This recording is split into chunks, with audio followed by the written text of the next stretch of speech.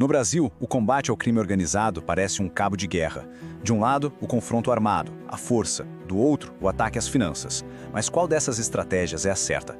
Bom, um debate bem quente sobre uma operação policial no Rio de Janeiro colocou essas duas visões frente a frente. Vamos tentar entender os argumentos de cada lado. Para a gente desenrolar essa história, vamos seguir um caminho bem claro. Primeiro, a gente vai ver o que deu início a tudo, a operação que foi o estopim. Depois, a gente analisa a resposta do governo, compara as duas estratégias de combate, entende a guerra de narrativas por trás das palavras e, por fim, vê como a segurança virou uma peça-chave no xadrez político. Então, tudo começou aqui.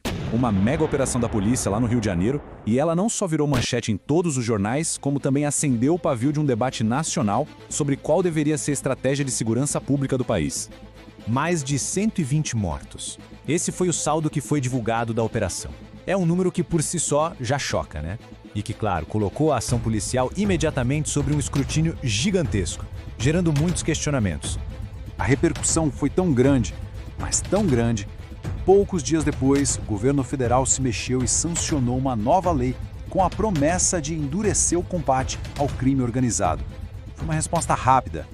E o que essa lei trouxe de novo?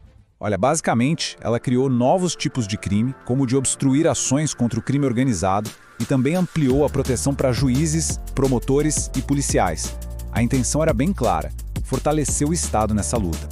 Só que a resposta do governo não se limitou a essa nova lei.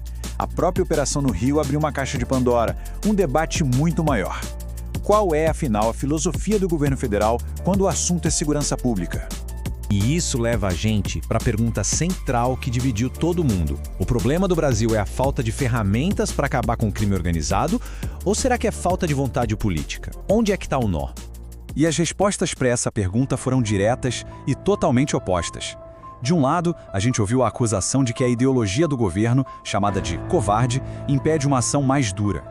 Do outro lado, o argumento de que o problema é estrutural, uma falha na integração entre as polícias, que, na verdade, é responsabilidade dos estados. E um dos pontos mais quentes dessa discussão toda foi a recusa do presidente em usar as Forças Armadas. A frase dele, que foi muito citada, deixa isso bem claro: enquanto eu for presidente, não tem GLO. E só para todo mundo ficar na mesma página, GLO, Garantia da Lei e da Ordem, é basicamente uma ordem do presidente que autoriza o Exército, a Marinha e a Aeronáutica a atuarem na segurança pública em situações excepcionais. Tá, então por que não teve GLO no Rio?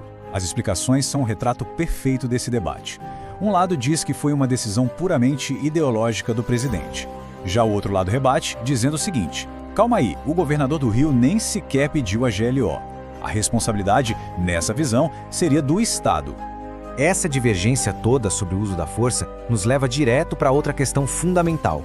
Qual é a estratégia mais eficiente? É a guerra do confronto direto, da porrada? Ou é uma guerra que se luta em outro campo de batalha, o financeiro? E olha, nada deixa essa diferença mais clara do que comparar duas operações que aconteceram mais ou menos na mesma época.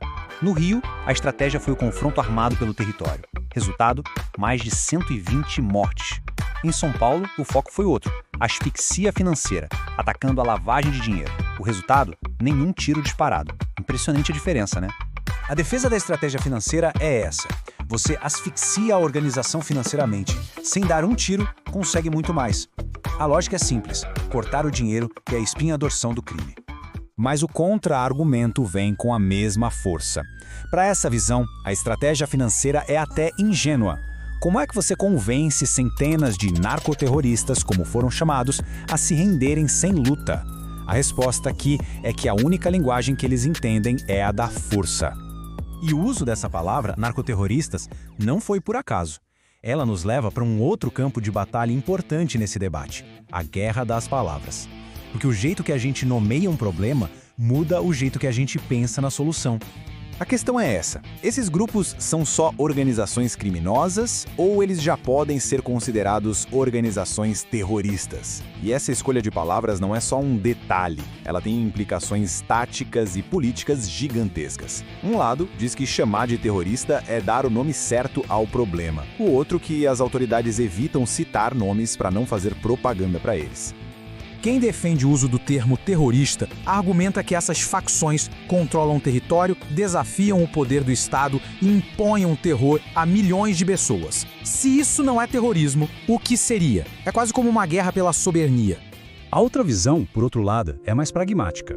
A ideia é que as autoridades evitam falar os nomes das facções por uma razão estratégica: não fazer propaganda, não fortalecer a marca desses grupos criminosos. E a discordância vai até a avaliação do resultado final da operação. Foi um sucesso que enfraqueceu a facção ou foi um desastre mal planejado que só criou um vácuo de poder, abrindo espaço para outros grupos como as milícias tomarem conta? Não há consenso. E como era de se esperar, um debate tão crucial sobre segurança pública não fica só no campo das ideias. Ele vira uma arma política poderosa e todo mundo já começa a olhar para o horizonte para a batalha eleitoral de 2026. E aí, nesse ponto do debate, declarações antigas do presidente foram trazidas de volta. Frases como "o traficante é vítima do usuário" ou a que fala sobre roubar um celular para ganhar um dinheirinho foram usadas como argumento de que existe um alinhamento ideológico que impediria a esquerda de liderar uma política de segurança realmente eficaz. E aqui a gente chega no coração político da questão.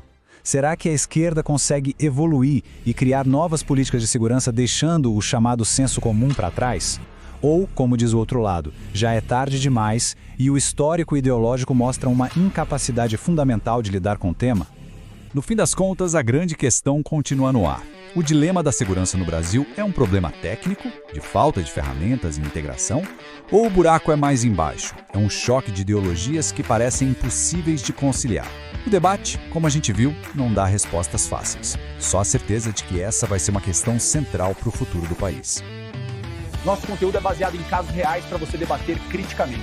Agradeço seu acesso. Para fortalecer o canal @Sem Pensa Social, curta, inscreva-se e comente.